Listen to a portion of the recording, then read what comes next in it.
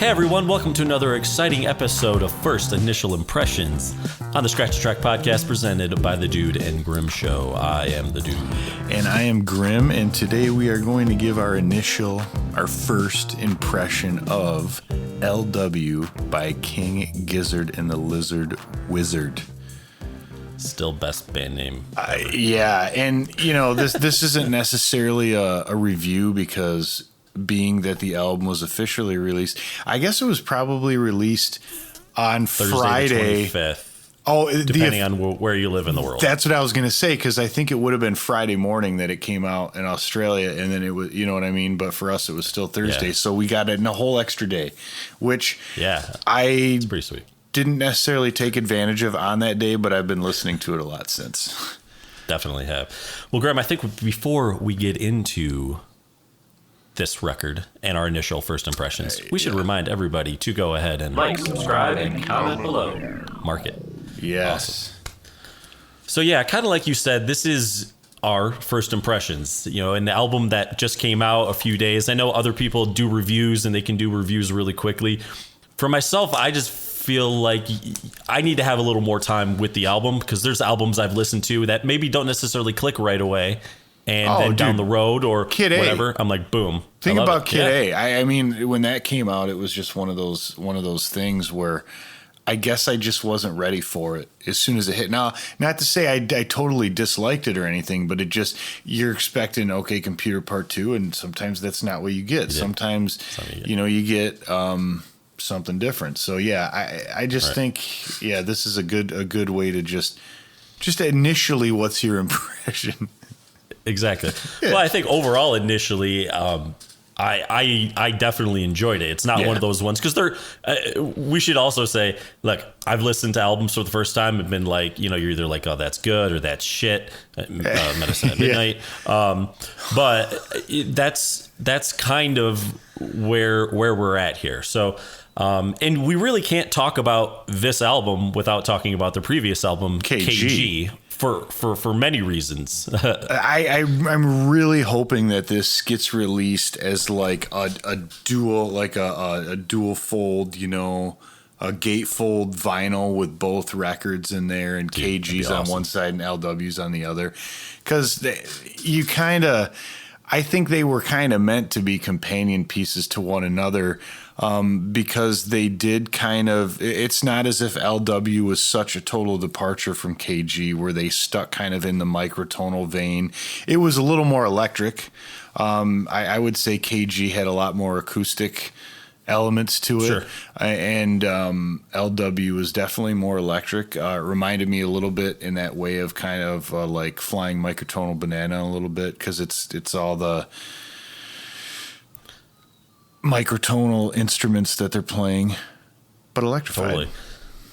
Yeah, no, initially I really liked it. The first thing that I noticed right away is, the first track, If Not Now, Then When, the way it starts, I went right back to KG where it ended. In the last song on KG, which is The Hungry Wolf of Fate, flows right into If Not Now, Then When, which is amazing. Yeah. The idea of that, like, hey, we're not just gonna have songs flowing to each other, we're gonna have albums flowing to each other. A concept album series, not just one. And the other thing I think that should be noted is that if you looked at them as a two-part like companion piece, K.G.L.W, the song, is the first song on the album KG and the last song on LW. And it's based off, and it's the first one is like 1 minute and 36 seconds, and the last one is like 8 minutes. Do you prefer, not that this could be also, this is First Initial Impressions / songs of the same name, songs of the same band. Yes. Do you prefer one over the other? Right now, I actually do prefer the longer LW. Me too, dude. version. It gets heavy, like it's sweet. I it love goes, when it goes gets a lot heavy. of places. It does. Yeah, and I think the first one's a great intro to the whole thing. Totally. But even more so to KG, because I believe it has like flute in it or some sort of wind instrument along with the acoustic guitar kind of playing that riff, and Yeah, but L.W. That version is. Well, there's a part of me that I need to just get this out of the way right now. I am sort of a little disappointed because we have the KG, we got the King Lizard, right? Or King Gizzard. Then we have the LW, we have the Lizard Wizard. Dude, what about the and the? I mean, why is there not an and the album, or at least an EP? At least an EP. It could be a single, for God's sake. Yeah. Because here's the thing, man. Because if it was just King Gizzard, Lizard Wizard, that's one person. But you got King Gizzard and the Lizard Wizard. Yeah, so true. That's two. True. That's two. We don't call it Dude Grimm Show. Correct. I mean, and it seems like a very trivial word, but it means something. It means something. You really do. You really do. So I couldn't find a lot of information about this album, the recording, or anything. So if people are fans out there, we know that there's some really big King Gizzard fans, and rightfully so. Yeah. So if you guys have information about the recording of this, I would just take a guess and say it was probably recorded during the same sessions and the same time as KG. Yeah. Because that would just make sense. But I'm not really sure. One thing I did see though, and this is good for everybody who's been downloading, or I don't know how people have been getting the album, but apparently for every $1 from every download of LW will be donated to Green Fleet, who plant native biodiverse forests in Australia and New Zealand. So you will be doing something good for the earth if however you purchase this, buy this, download this. I kind of dig that, man. I really do. So I was able to find something quick, and it does say that the subtitle for LW is Explorations in Microtonal Tuning Volume 3, KG Which being Volume 2. Then, what is Volume 1? Isn't it Microtonal Banana? I'm going to look now if they... Yes, it is. Okay. Yeah, okay. I thought it was. And I think we should say right now, for people who maybe haven't, you're sort of new to the show, we also did a first impressions of the KG album. So maybe not now, but if not now, when? Episode, yeah. If not now, when? You could, you can listen to that, get the first impressions, and then roll right into this one. But since you're already halfway through the episode, you might as well keep this one going. Yeah, I would. So what would you say initially stood out to you most about this album? And did you notice sort of, I think you commented on a little bit where this one felt a little harder than maybe KG did? Just more electric, I guess. Not that there wasn't those elements in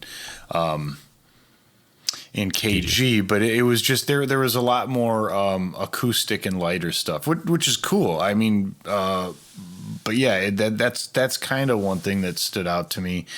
The use of what I believe to be, or maybe it's a patch or something, but the clavinet. They use the clavinet on the song Intrasport in KG, and then LW starts out, if not now, when, kind of has that clavinet in there, and I think I like that bridge between the two, because those songs kind of have a similar, and they use the clavinet in the same way. It doesn't have like a wah pedal or anything. It's really clean, but it still always gives you that kind of, a bit of like funk to it. Just that you can't help it with that instrument.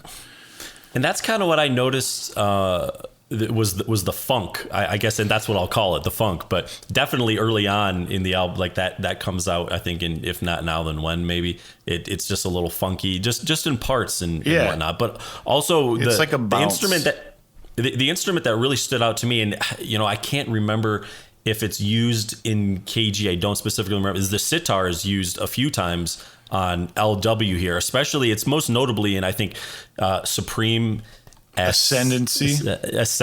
Sorry, that is a tough word to say. But I thought that was really cool. That's one thing that really stood out to me in this album. And they do get, I like how they get heavy at the end of K.G.L.W, the last one, man. Dude, it gets dark and heavy. Like, it kind of, when I was listening to it the other day in the car, I was like, shit, man, this kind of sounds like almost like some Black Sabbath stuff at parts. I was like, wow, that's pretty cool. I would also say that the song Ataraxia really stood out to me for some reason. I liked the feel of it. I really like the title East-West Link. That, I mean, not that it was a cool song as well, but I just like that title because I feel like these albums are kind of that.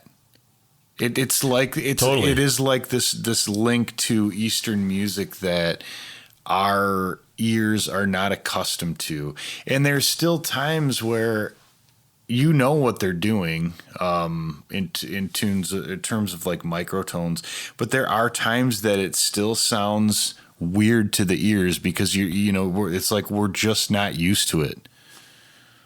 Yeah, no, and it's something that I had never really heard before in music, or at least the type of music that I listen to, but I love their use of it and the sound and the presentation, and it fits them so well because they get into those grooves, man. Like that's one of the things overall that I really enjoy about King Gizzard is that you can, and I know like with these albums, yeah, they separate songs by tracks and everything, but dude, I put an album on and I'm like, I don't even know where we're at because they have good transitions that flow in and out seamlessly, man. And I can't be like, oh, that's where this song starts and ends. I mean, sometimes there's sort of clear transitions, but they can just go too, man. It could be a 15-minute song, or I could have heard 4 songs in a row and I have no idea. And that's that. I guess that's what really.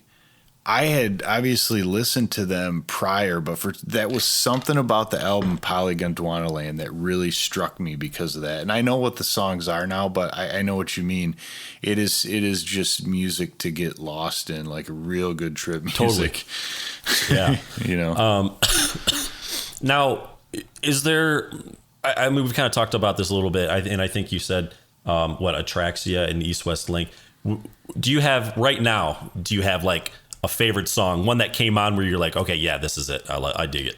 Like this is, one that really stands out. Yeah, to you. I do like all of them, but Ataraxia and K.G.L.W, the one on the LW, really, those ones just really grabbed me because I wasn't, I don't like to get caught up in looking at the titles of the songs. A lot of times I just want to listen to it. I just want to put it on and listen to it.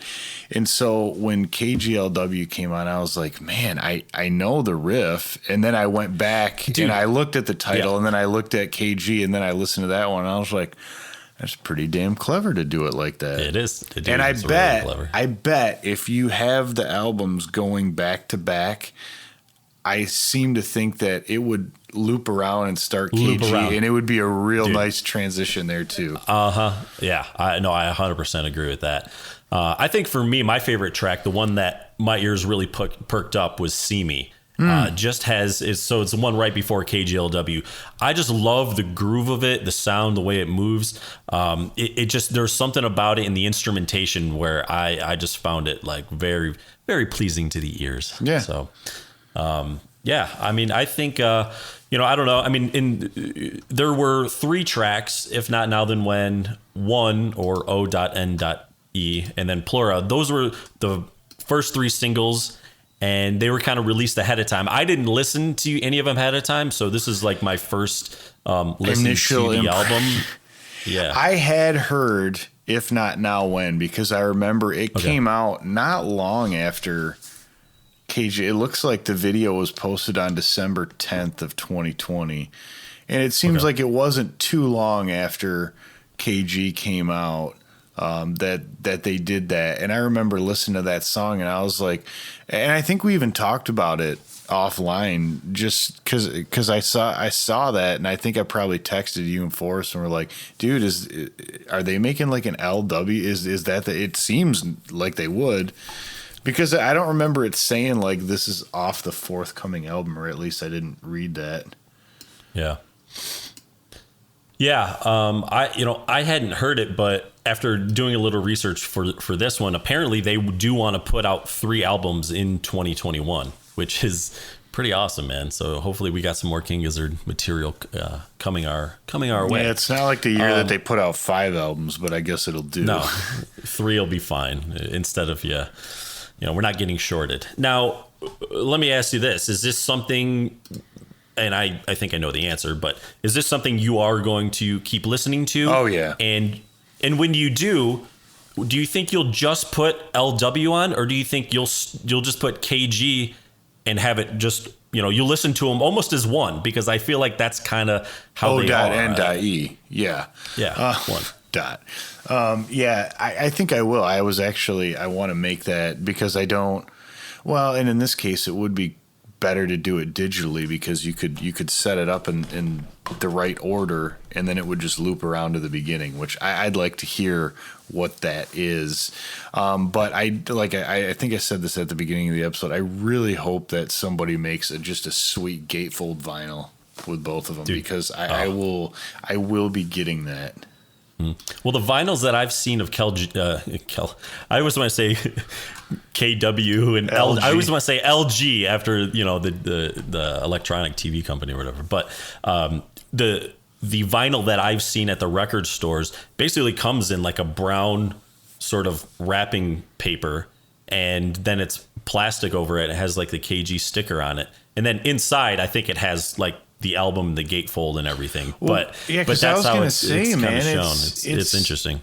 4210 for LW and 4152 for KG. Like, dude, so like you could perfect one record, right? Yes. Yeah. So and that's great. I mean, not that you should have to adjust what you're doing to fit the medium of a record, but it's so nice when it's just one LP. Yeah, well, I also hate when, and again, fucking a lot of bands songs. Yeah, it's like 2 or 3 songs and you got to get up and flip it over, and it's just like, fuck, man, come on. Like, I love it when you can get on one record and there's like 6 songs on a side. It's pretty great. Like it's supposed to be. Yeah. Now, would you recommend this? Would you recommend that people start with this? If they've never really listened to King Gizzard before, would you start with this? Maybe Polygondwanaland? What album would you say is the best to start with? Or if you're doing the microtonal stuff, do you start with Flying Microtonal Banana before you get to this? A fair question. To this double album. I think it depends on the person. If they have ever heard of microtonal music or they're interested in it, then yeah, I probably would start with Flying Microtonal Banana and go kind of in order. But just at face value, your average rock fan, dude, start with Nonagon Infinity. That to me, it's the most like approachable album if you don't know who this group is. Because even Polygondwanaland's dense. I mean, I recommended it to you because I know your taste in music, and if you like Pink Floyd a lot, I think that would be a good one to start with. But if you're just an average, that sounds shitty. But if you just have kind of regular tastes, or you're not super into them, Nonagon Infinity is real approachable. Okay, good. Yeah, I think that would be a great place to start.